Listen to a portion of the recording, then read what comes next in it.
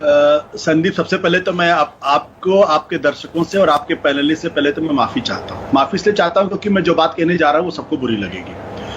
मुझे लगता है कि जाति भाव समाज में बढ़े तो बहुत अच्छा है।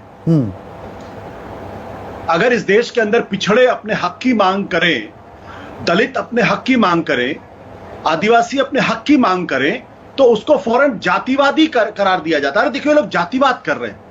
लालू यादव, मुलायम सिंह यादव, मायावती, काशीराम अगर अपने वर्ग के लोगों के, अपने समाज के लोगों के हक की बात करते हैं तो इनको विशुद्ध तौर पर जातिवादी करार दिया जाता है। और जिस तरीके से इनका नाम लिया जाता है, लालू को ललुआ कहा जाता है, मुलायम को मुलायमा कहा जाता है, मायावती को मायावतिया कहा जाता है, काशीराम काशीरमवा कहा जाता है। क्या इनके आने के पहले इस देश में जातिवाद नहीं था? क्या जातिवाद तो बुरी तरीके से था। क्या ब्राह्मण लोग अपनी शादी किसी और जात में करते थे? क्या यादव किसी और जाति में शादी करते थे? क्या वहां तो गोत्र भी देखा जाता था। तो जब जाति इस देश की सच्चाई है, हम उससे मुंह क्यों मोड़ रहे हैं? पहली बात तो ये। दूसरी बात, आज लोकतंत्र का तकाजा है तो देश के प्रधानमंत्री भी कहते हैं हमारी कैबिनेट में 27 लोग तो पिछड़ी जाति के हैं। उत्तर प्रदेश के अंदर चुनाव जीतना है तो आप कहते हैं 7 मिनिस्टर्स हमने लिए, 6 उसमें पिछड़े और दलित तबके के हैं। मेरा सवाल है कि हिंदुस्तान की जुडिशियरी में कितने प्रतिशत पिछड़े और दलित हैं? वहां पे आरक्षण क्यों नहीं होना चाहिए? आप बता दीजिए। मौजूदा सुप्रीम कोर्ट में एक डेटा निकलना चाहिए, आजादी के बाद से अब तक कितने जजेस हैं जो दलित हुए, उसमें से कितने जजेस चीफ जस्टिस ऑफ इंडिया बने, हिंदुस्तान के फॉरेन सेक्रेटरी कितने दलित बने, कितने पिछड़े बने, हिंदुस्तान के होम सेक्रेटरी कितने दलित बने, हिंदुस्तान के कैबिनेट सेक्रेटरी में कितने लोग दलित बने, हिंदुस्तान के वाइस चांसलर में कितने दलित, कितने पिछड़े बने। तो अगर आप हिंदुस्तान की आबादी के 80% लोगों को किनारे करके सारी सत्ता की मलाई अपर कास्ट रखना चाहता है तो ये तो नहीं चलेगा। तो और जब वो पिछड़े गरीब नहीं है, अपर कास्ट में पिछड़े नहीं है, अपर कास्ट में ऐसे लोग नहीं हैं, जो सामान्य वर्ग है उसका दायरा सिकुड़ता चला जाएगा। मेरा सवाल वही, फिर तो आपकी जाति के आधार पर इस देश को पूरे को बांट दो कि इतने प्रतिशत ये लोग, इनको इतने प्रतिशत नौकरियां मिलेंगी। ये तो करना पड़ेगा। आज नहीं करोगे, कल आपको करना पड़ेगा।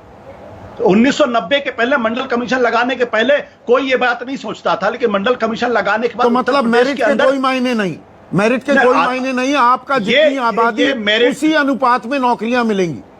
मेरिट एक इतना बड़ा तिलस्म, इतना बड़ा छलावा है जिसको जितनी जल्दी हम छोड़ दें तो बहुत अच्छा है। इस देश के अंदर मंडल कमीशन लागू हुआ 1991 के बाद से हिंदुस्तान ने प्रगति किया, हिंदुस्तान पीछे चला गया?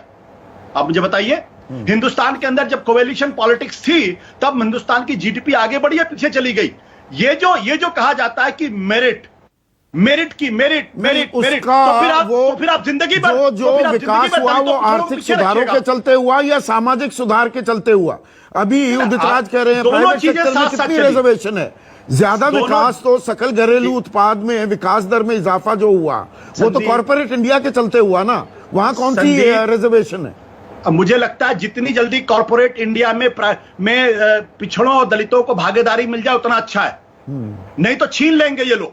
और मैं आज कह रहा हूं आपसे, ये कोई एहसान नहीं कर। अभी मैं गुरुप्रकाश जी को सुन रहा था, उन्होंने कहा था पिछड़ों को, दलितों को मेन स्ट्रीम में लाना है। आप कौन होते हो लाने वाले भाई?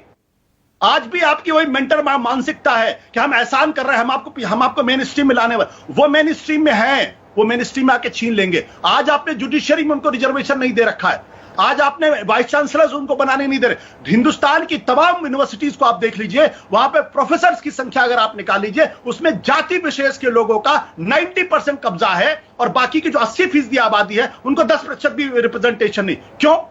आप साउथ अफ्रीका की क्रिकेट टीम का उदाहरण लीजिए। अभी लेटेस्ट उनका गाइडलाइन है ये। उन्होंने कहा 2022 के बाद से 11 में से 7 लोग कलर्ड होंगे, जिसमें से 7 लोग कलर्ड होंगे, 4 व्हाइट होंगे।